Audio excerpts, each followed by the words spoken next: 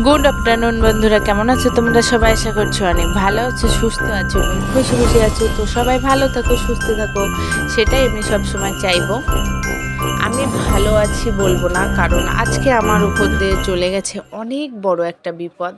দেখো, পুরো একদম মুখটা দেখে তোমরা বুঝতে পারছো কিনা আমি জানি না, কারণ আমার ভীষণ পরিমাণে কষ্ট হচ্ছে, ভীষণ পরিমাণে কষ্ট। এখন হয়তো দুপুর 12টা সামথিং, 12:30 বাজে এরকম। আমি সকালবেলা 10:30টার সময় যাচ্ছিলাম দোকানে।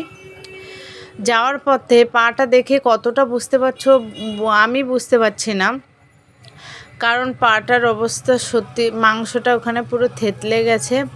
ডাক্তারে বলেছে পাটা এরম সোজা করেই রাখতে, জানি না কতদিন ভুগতে হবে। তো যাই হোক, যাচ্ছিলাম রাস্তা দিয়ে, একটা বড় একটা রারার সাপ পার হচ্ছিল। সাইডে, রাস্তার সাইডে রাখা ছিল একটা কী যেন বলে, বাইক। এবার আমি ওকেও মারতে চাইনি, বাইকটাকেও মারতে চাইনি, ওই জন্য একটুখানি আর কি ব্রেকটা সাইড করে ঘুরিয়ে যেতে চাইছিলাম। যেই আমি ঘুরিয়েছি, ওখানের যে রাস্তার খোয়াগুলো উঠে গেছে। ওই খোয়াগুলো মোটামুটি আমার সঙ্গে সঙ্গে গাড়ির চাকাটা স্লিপ করে আমি ওখানে পড়ে গেছিলাম। গাড়িটা পড়েছিল আমার ওই পুরো পার উপরে। ঠিক আছে, জানি না কত দূর কী হবে, ভাগ্যে কি ভোগান্তি ছিল। ওই জন্য আজকে আমি তো, ছেলেটা আমার সঙ্গে রোজ দিন যায়, আজকে আমার ছেলেটাও আমার সঙ্গে যায়নি। যাই হোক, আমার উপর দিয়ে গেছে, এটাও একটা ভাগ্যের ব্যাপার। ভগবান যাই করে হয়তো ভালোর জন্যই করে, হয়তো না ভালোর জন্যই করে, কোনো না কোনোভাবে ভালোই হয়।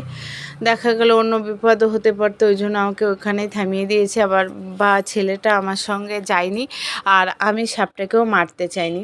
যাই হোক, সব মিলে বিপদটা আমার ঘাড়ের উপর দিয়ে গেছে। তো আমি দেখেছি, যখনই আমার বিপদ হয় আমার পাশে সেইভাবে কেউই থাকে না। আর আজকেও সেই তার অগত্যা হয়নি, আজকেও আমি একাই। আর আমার বর, মানে তোমাদের দাদা ভাইও কিন্তু বাড়িতে নেই, ও গেছে এক জায়গায়। আমি কাউকে ফোন করে বলিনি, কিচ্ছুই বলিনি। অ্যাক্সিডেন্ট করেছি, ওখানে আশেপাশে যারা ছিল তারা তুলে পাটাকে, আমি তখন বুঝতে পারিনি যে আমার পাটার কী অবস্থা। অবাস হয়েছিল, পুরো একদম অবাস হয়েছিল। ওরা বরফ টরফ দিয়ে দিল, ঠিক আছে। ওরা অনেক আর কি, অনেক ভালোভাবেই আর কি আমার কেয়ারিং করেছে। তারপরে একটা টোটো ওখানে চালায় একটা ভাই ছিল, ও সঙ্গে করে নিয়ে গেছিলো ডাক্তার কাছে। ডাক্তার দেখিয়ে বাড়ি আসলাম, সেখানতে আবার গাড়িটা চালিয়ে বাড়ি এসেছি। যাই হোক, এই যে এই ডাক্তারকে আমি দেখিয়েছি, ওষুধপত্র সব কিছু দেখিয়ে দিলাম তোমাদেরকে।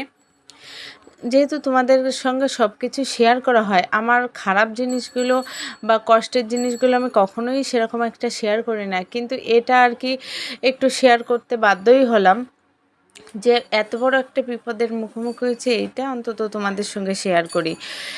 আর যখন আমি ভিডিওটা দিচ্ছি তখন বেশ 10-12 দিন হয়ে গেছে আমার এই অ্যাক্সিডেন্টটা হয়েছে। দোলের আগের দিন আমি অ্যাক্সিডেন্ট করেছিলাম, ঠিক আছে। এবার দেখো, আমাকে তো দোকানে আসতেই হবে, কিচ্ছু করার নেই, অগত্যা। কালকে দোল, আজকে আমি অ্যাক্সিডেন্ট করেছি। মন ভালো থাক বা না থাক, কাজ কিন্তু সব সময় করতে হবে। আর বলে না, এক হোঁচটে ভেঙে পড়লে হবে না। ছোট্ট একটা ভিডিও শেয়ার করলাম, ভালো লাগলে চ্যানেলটাকে সাবস্ক্রাইব করে দিয়ে পাশে থেকে যেও, আর একটা like comment share please please করে দিও। দেখা হচ্ছে পরের ভিডিওয়ে।